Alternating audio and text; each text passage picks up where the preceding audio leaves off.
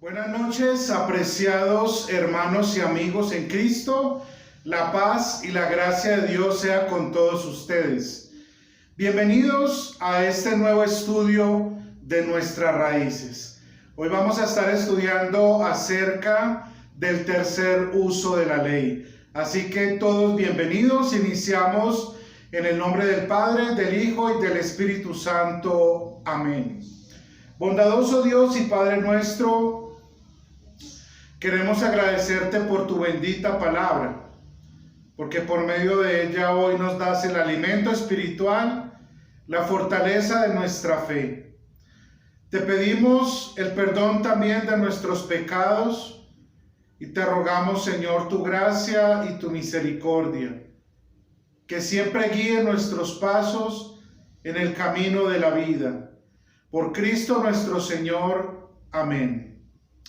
Muy bien, quiero iniciar la clase de hoy leyendo en la carta a los Gálatas capítulo 3.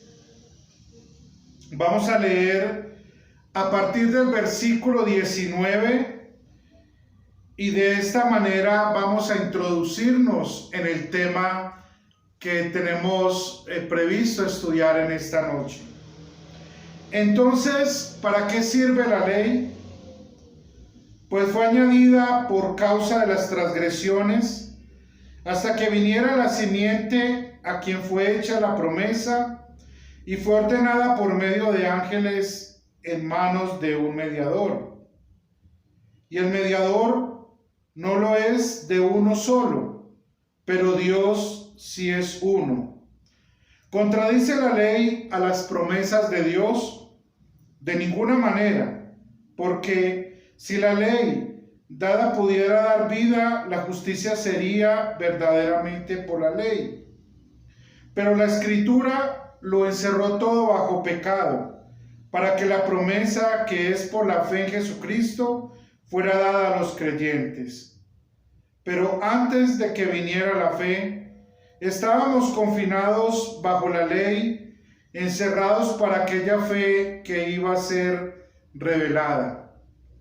De manera que la ley ha sido nuestro tutor para llevarnos a Cristo a fin de que fuéramos justificados por la fe. Pero al venir la fe, no estamos ya al cuidado de un tutor. Debemos recordar, como lo hemos hecho en el estudio del catecismo, específicamente cuando estudiamos la ley. Al estudiar la ley, hablamos de los tres usos que ella tiene y su aplicación para la vida de nosotros los cristianos. Podemos hablar de un primer uso, que es el uso del freno, ¿cierto? Y algunos teólogos y estudiosos de la doctrina luterana le han llamado también el uso político, porque por medio de este uso que se le da a la ley es que se refrenan los actos vulgares y groseros del pecado que se manifiestan en la sociedad. Un segundo uso, algunos le han llamado el uso teológico, que es como el espejo, donde el ser humano se puede ver tal como es delante de Dios, es decir, pecador, como alguien que está bajo el juicio de Dios por cuanto ha sido destituido de la gloria de Dios. Y un tercer uso que es importante y es del cual hoy vamos a estar considerando a lo largo de esta clase, es un uso instructivo, es decir, la ley como una guía para el cristiano. Al respecto, quiero leer un poco en la fórmula de concordia.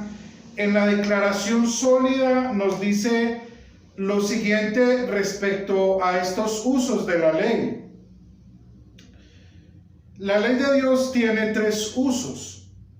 Por medio de ella se mantiene disciplina externa y decencia, y de todo modo se reprimen las manifestaciones groseras y desobedientes de los hombres. Por medio de ella, los hombres son conducidos al conocimiento de sus pecados. Después que los hombres han sido regenerados por el Espíritu de Dios, convertidos al Señor, y se ha quitado de ellos el velo de Moisés, la ley les sirve para que vivan y anden según la voluntad divina.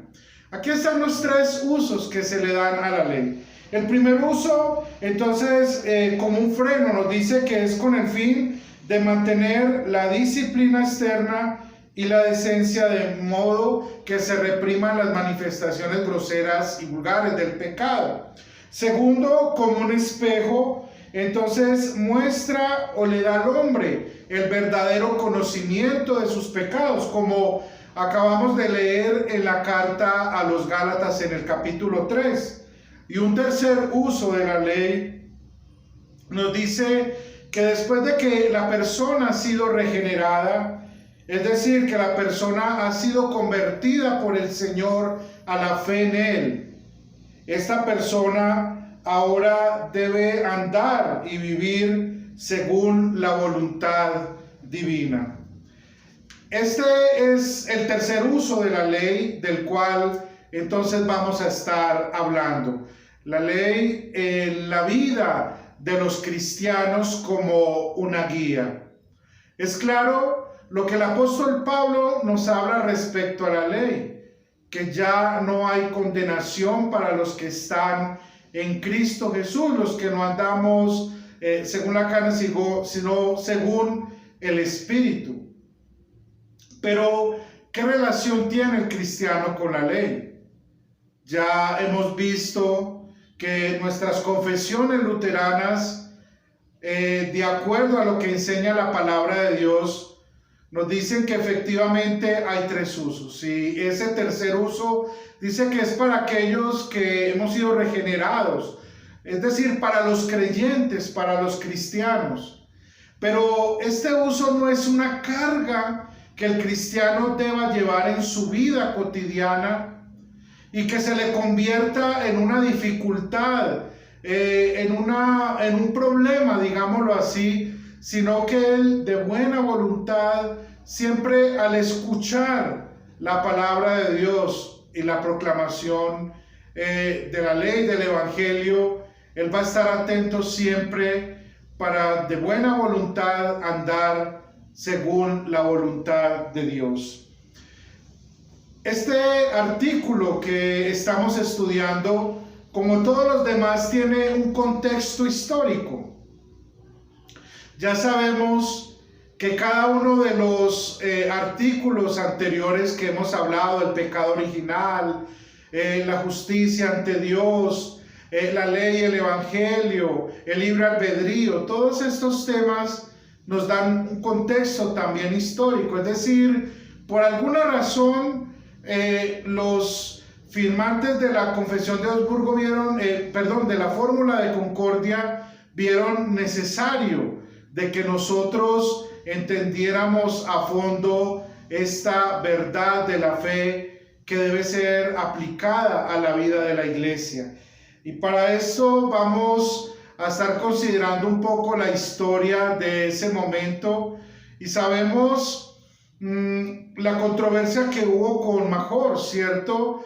Que era en cuanto a las obras, que él decía que eran necesarias las obras para la salvación. Ahora otro grupo de pastores intervienen y ellos interpretan de manera equivocada lo que el doctor Lutero había dicho respecto a la ley. Y entonces ellos decían que ya el cristiano no necesitaba de la ley en ningún sentido. Entre ellos podemos mencionar a Poach y a Otto, que eran dos pastores en Alemania que fueron, digámoslo así, los promotores de esta enseñanza falsa. El primero de ellos que mencioné, cuando nosotros leemos la Fórmula de Concordia, vemos que él afirmó. Entonces eso nos lleva a entender de que posiblemente él se retractó del terrible error en que había caído. A esta controversia se le llama el antinomismo. Y debemos, o algunos de ustedes se preguntarán, ¿qué es antinomismo? Nomos es el término griego para ley. Entonces, cuando lo decimos antinomista, estamos hablando de aquel que no ve en la ley una utilidad y que dice que ya no es necesario para la vida cristiana. Y allí nuestra confesión de fe, acertadamente de acuerdo con las Escrituras, nos recuerda de que sí hay un uso, y de ese uso el doctor Martín Lutero habló muchas veces. Por ejemplo, en el comentario de la carta a los Gálatas, Lutero no desprecia la ley como diciendo ya los cristianos no la necesitamos más, sino diciendo que aquellos que hemos sido regenerados y convertidos por Dios a la fe en Cristo, la ley es la guía para nuestra vida. Es decir, Lutero tenía una gran claridad entre la doctrina de la justificación y la doctrina de la santificación. El problema de aquellos antinomistas y bueno, muchas personas que hoy en día puedan estar enseñando equivocadamente esta falsa doctrina es que no han hecho una clara distinción entre la justificación y la santificación del creyente. El creyente y nosotros como hijos de Dios necesitamos escuchar a diario y diligentemente la palabra de Dios en la ley y el evangelio. La ley que nos guía, ¿cierto?, para que podamos vivir y esa vida que a Dios le agrada. Y el evangelio porque en las tentaciones de nuestra vida, en los problemas, las dificultades, el pecado que siempre va a estar allí, podamos encontrar el consuelo y la fortaleza en Cristo nuestro Señor y nuestro Salvador. Eso es bastante valioso e importante para nuestra vida como cristianos. Vamos a ver ahora un poco más en el artículo sexto, que es el que estamos estudiando, y ya tenemos entonces claridad respecto a los tres usos de la ley, ¿cierto?, que ya hemos dejado muy claro. Vamos a ahondar ahora un poco más, a tratar de que nos quede en esta noche claro ese uso y por qué los luteranos confesionales siempre hablamos de este tercer uso y lo tenemos claro, y que nuestros pastores y líderes en sus predicaciones y enseñanzas siempre continuamente están haciendo uso de él. La misma fórmula de concordia nos dice: creemos, enseñamos y confesamos que la ley debe ser predicada con diligencia no solo a los incrédulos e impenitentes, sino también a los verdaderos creyentes, a los que en realidad han sido convertidos, regenerados y justificados mediante la fe. Entonces aquí ya nos deja un camino bastante claro. No es solamente para aquellos impenitentes, sino también para nosotros, porque necesitamos de la guía para poder vivir una vida de acuerdo a la voluntad de Dios. Y continúa diciendo lo siguiente: de este modo la ley es y permanece una y la misma, tanto para los penitentes como para los impenitentes, tanto para los regenerados como para los no regenerados, a saber, la voluntad inmutable de Dios. La diferencia, y esto es muy importante, hermanos, la diferencia en lo que concierne a la obediencia radica en el hombre, por cuanto el que aún no ha nacido de nuevo hace por la fuerza y de mala voluntad lo que la ley exige. Pero el creyente, por cuanto ha nacido de nuevo, hace espontáneamente y con ánimo pronto lo que ninguna amenaza de la ley podría arrancarle por la fuerza. Qué interesante esto. Nos dice que eso es en el corazón del hombre.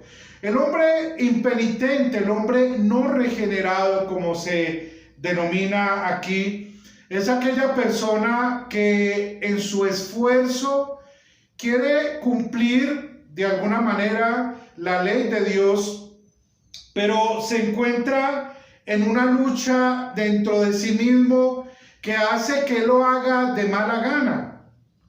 Y para esto podemos poner un ejemplo que nos va a ayudar a entender muy bien esto, y es en la vida cotidiana. Si le preguntáramos a la gran mayoría de los conductores hoy en día, ¿por qué cumplen las normas de tránsito?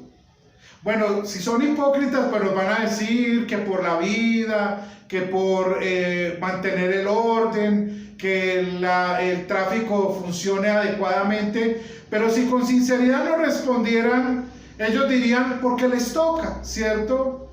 Por eso es que en las horas de la madrugada, la mayoría de conductores no respetan los semáforos en rojo. Si ven que pueden cruzar, lo pasan, no respetan la luz.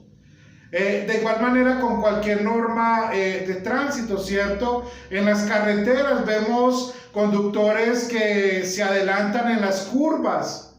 No es que voy de afán, y siempre están tratando de eso, pero cuando ven que cerca hay un puesto de control de la policía de tránsito, entonces le reducen a la velocidad, comienzan a manejar con prudencia, se abrochan el cinturón de seguridad y pasan con una actitud de ser un conductor correcto, ¿verdad?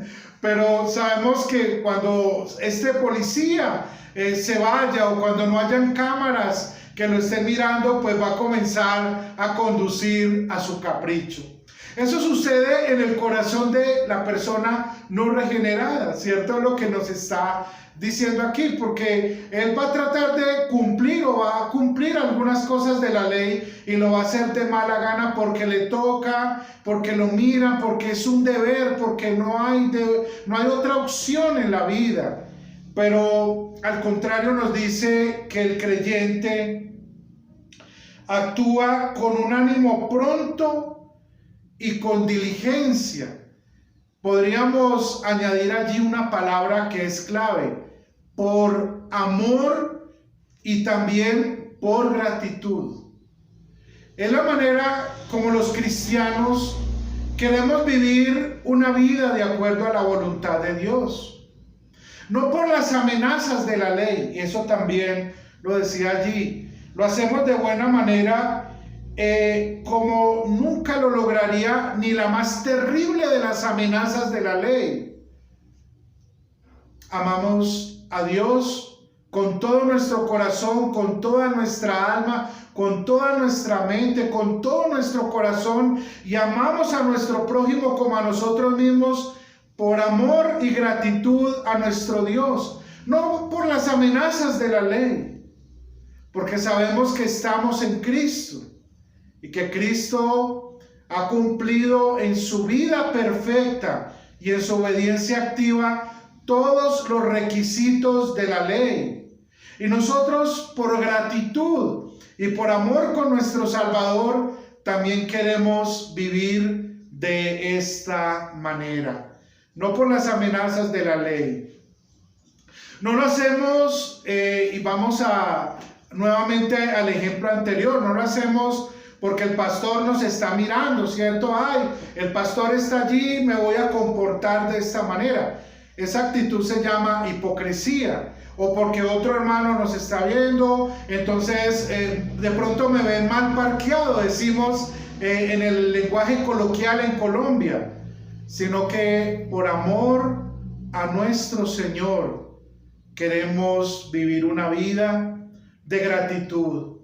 No tenemos temor a las amenazas de la ley, pero sí tenemos mucha gratitud y amor por aquel que nos dio y aseguró nuestra salvación y la seguridad de que vamos a ir al cielo. Jesucristo, mi amado Señor y mi amado Salvador. Y por amor de Él vamos a querer vivir esa vida de obediencia a la voluntad de nuestro Padre. Lo hacemos espontáneamente, con ánimo pronto, con gratitud, con agradecimiento en nuestros corazones. Y hay algo más antes de empezar a concluir con el tema del día de hoy. Y entonces tiene que ver mucho también con la manera cuando nosotros vamos a la congregación o escuchamos un devocional, una predicación por medio de las redes sociales. La ley está también obrando en el corazón del creyente, guiándolo. Primero, indicándole que él es incapaz y que aunque él ha sido regenerado, él es pasivo, que solamente es la gracia y la misericordia de Dios, no las buenas obras, porque nuestras obras, como decía Isaías, son trapos de inmundicia, pero sí le guía en su camino. Y también nuestras confesiones de fe nos recuerdan mucho de que el hecho de que en nuestros corazones haya obrado el Señor para nuestra salvación, nos haya convertido y regenerado por el Espíritu Santo que actuó por medio de la palabra, no significa que en esta vida no vayamos a pecar o tener tentaciones, flaquezas en la carne. Y por cuanto todavía permanece eso en nosotros, entonces la ley allí cumple ese tercer uso para nosotros los cristianos. Eso está muy de la mano con lo que el doctor Lutero nos enseñaba en el Catecismo Menor. Cuando nos hablaba del bautismo, decía que el bautismo debería ser vivido todos los días. ¿Y de qué manera? Decía entonces, haciendo morir en nosotros siempre esto. Allí está la acción de la ley en nuestro corazón. Pero el consuelo está en que nos lleva a Cristo, a reconocer de que por los méritos de Cristo tenemos el perdón de nuestros pecados, que por los méritos de Cristo y por su justicia perfecta que nos ha sido imputada por la gracia de Dios, somos justificados, perdonados, que Dios ha provisto del Espíritu Santo, quien actúa por los medios de gracia para día a día fortalecer nuestra fe y nuestra comunión con Él. Y por eso agradecemos a Dios por su palabra. Hace 8 días habíamos hablado de la ley y del Evangelio, y esto es como, podríamos decir, como el complemento de esa clase pasada. Ya hemos hablado del tercer uso. Entonces recuerde que no somos antinomistas, que todavía la ley es la guía para nosotros, para llevarnos a amar a Cristo. Por eso es que nuestros pastores nos enseñan el catecismo, y ellos no omiten los 10 mandamientos, sino comienzan enseñándonos los 10 mandamientos, para recordarnos que los cristianos en esta vida, donde todavía somos imperfectos, tenemos luchas con el pecado, las tentaciones, la ley es esa guía para nuestra vida cristiana. Que Dios nos dirija siempre con su gracia y en su amor, para que amemos su palabra, para que amemos la correcta predicación de ella, y para que al recibirla nuestra fe sea fortalecida. Vamos a terminar con oración. Bendito y amado Señor, queremos dar muchas gracias por el estudio de tu palabra. Gracias porque hoy nos das la oportunidad nuevamente de reunirnos, de encontrarnos para seguir estudiando estos temas concernientes a nuestra fe. Te pedimos para que tu palabra sea la guía en el camino. Como nos recuerda tu palabra en el Salmo primero, sino que en la ley del Señor nos deleitemos de día y de noche. Así te rogamos, Señor, para que nos fortalezcas en tus caminos. Bendice la vida de todos nuestros hermanos. Estamos llenos de agradecimiento por darnos la oportunidad de compartir un estudio más de tu palabra. Guárdanos en esta noche y danos tu bendición. En el nombre del Padre, del Hijo y del Espíritu Santo. Amén. Muy bien, mis hermanos, Dios les bendiga. El próximo lunes continuaremos estudiando nuestras raíces. Un abrazo fraternal para todos ustedes.